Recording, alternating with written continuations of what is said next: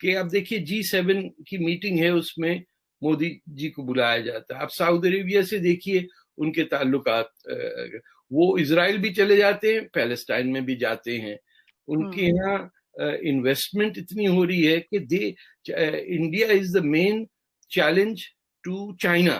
پاکستان میں کوئی سیاستدان ایسا نہیں ہے جو آرمی کے گیٹ GHQ کے گیٹ نمبر 4 سے نہ نکلا ہو.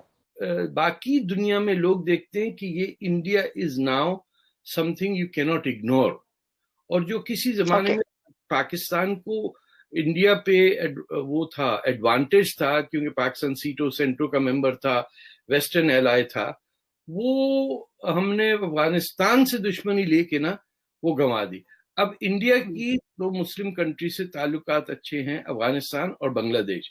تو یہ ہندو مسلم کا بھی چکر ختم ہو گیا، کیونکہ اگر so in some ways he has handled it very well.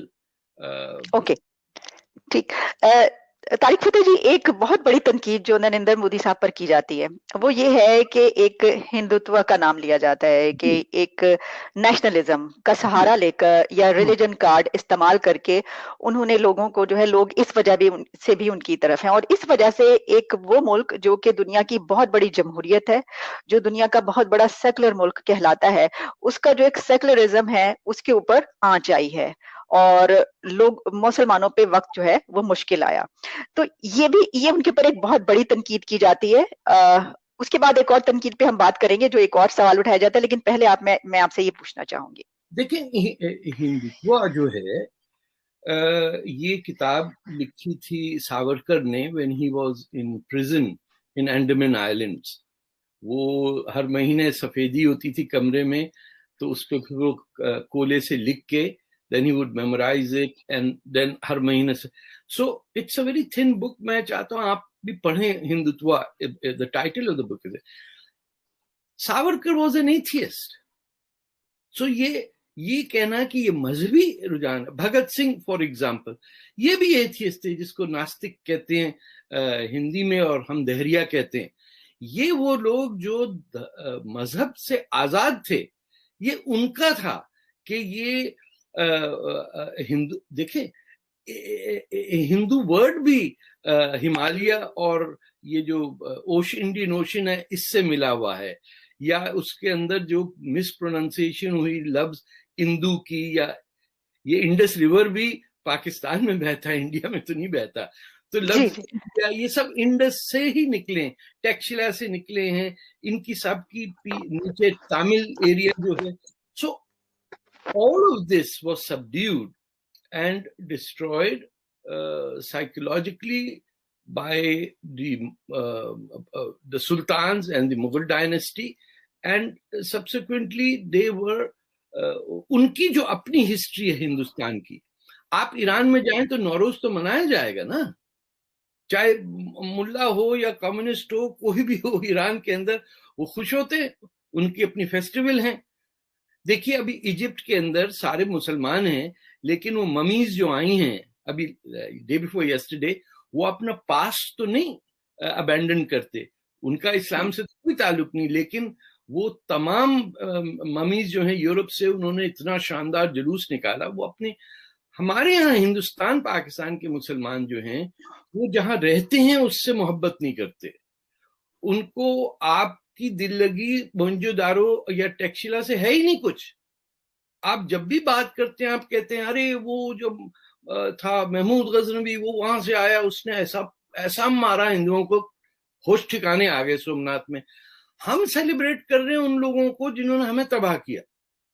آپ ترکی میں چلے جائیں، کوئی نان ٹرکش کو اس لیے کہتا ہے کہ وہ مسلمان نہیں ہے، جس کی جو سیولائزیشن ہے وہ اڈاپٹ کرتا ہے. ہمارے یہاں ایک جو بہت بڑی مسٹیک ہوئی شاہ ولی اللہ کے زمانے سے کہ we sort of asked the Afghans repeatedly to invade India. Tipu Sultan نے کیا، شاہ ولی اللہ وہاں چلے گئے کعبہ، انہوں نے کہا ان پہ ہم. Abdali is the only man who destroyed Lahore, burnt it, کیونکہ ہندوؤں کو صاف کرنے کے لیے. آپ آج کے لاہوریوں کو دیکھیے، وہ اب اپنے میسائل کا نام انہوں نے عبدالی رکھا ہوا. تو ہندوتوا جو ہے یا ہندو دھرم، ایک تو ہندو مذہب کوئی ہے ہی نہیں. آپ کا 10,000 تو آپشنز ہیں کہ آپ کس میں بلیو کریں کس میں نہ بلیو کریں. کوئی ہندو بچہ یا میرے ساتھی جو جن دوست ہیں کوئی ہندو اسکول میں نہیں گیا, نہ وہاں کوئی مدرسہ ہوتا ان کا, گھر میں بت ہوتا ہے, گھر ماں باپ سے سیکھتے ہیں, اٹ بیکمس, نہ ان کی 5 وقت کی نماز ہے, نہ ان پہ کوئی کمپلشن ہے, نہ کوئی سنڈے چرچ ہے. دے ول ٹیک اینی باڈی. زوریسٹرین آئے وہ بھی سیٹل ہو جاتا ہے, مسلمان آئے وہ بھی سیٹل ہو جاتا ہے ہندوستان میں. جو واحد دنیا میں جگہ ہے جو یہودیوں کو نہیں مارا وہ بھی انڈیا میں ہے. تو جو ہندو یا سناتن دھرم جسے کہیے اس میں کوئی کمپلشن نہیں ہے. جیسے ہم کسی کو مسلمان کرتے ہیں تو کلمہ پاک پڑھواتے ہیں تو وہ مسلمان ہو جاتا ہے. آپ ہندوؤں سے پوچھو آدمی ہندو کیسے ہوتا ہے, ہمیں پتہ ہی نہیں کیسے ہوتا ہے, وہ ہو جاتا ہے.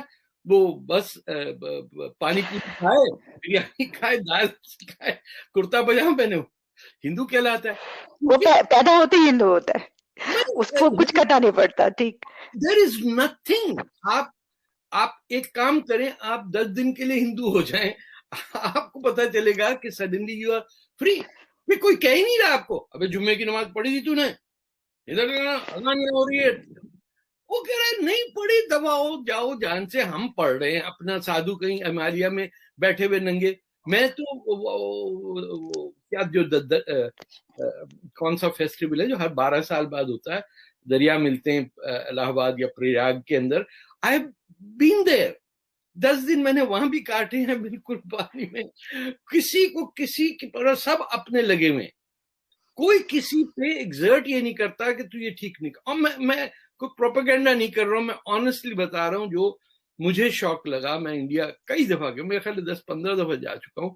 جو مجھے سٹننگ ڈفرنس لگا کہ کوئی کسی کو کہتا نہیں ہے. ہمارے یہاں نازم آباد میں بچوں کہتے بھائی جمعے کی وقت نماز نہیں پڑھ رہا, یہ کیا کر رہا, کرکٹ کھیل رہا اس وقت. ہم چلے جاتے تھے مسجد میں کہ محلے والے ڈانٹ پڑ جائے گی, ابا کہہ رہے ہیں, اماں کہہ رہی, سارے کہہ رہے. یہاں کوئی کسی کو نہیں کہتا, جس کی مرضی ہے وہ کرتا ہے. ہر ایک کے گھر میں اپنی مسجد ہے, ان کی کیا ٹیمپل ہوتا ہے, نہ کوئی پرسکرپشن ہے نہ کوئی کتاب ہیں تو کوئی 50,000 کتابیں. اور جب جلایا نالندہ یونیورسٹی کو بختیار خلجی نے تو اس نے کہا ان کے پاس 3 ملین کتاب کس لیے, ایک کتاب ہونی چاہیے قرآن. اس کو 6 مہینے لگے وہ لائبریری کو جلتے ہوئے.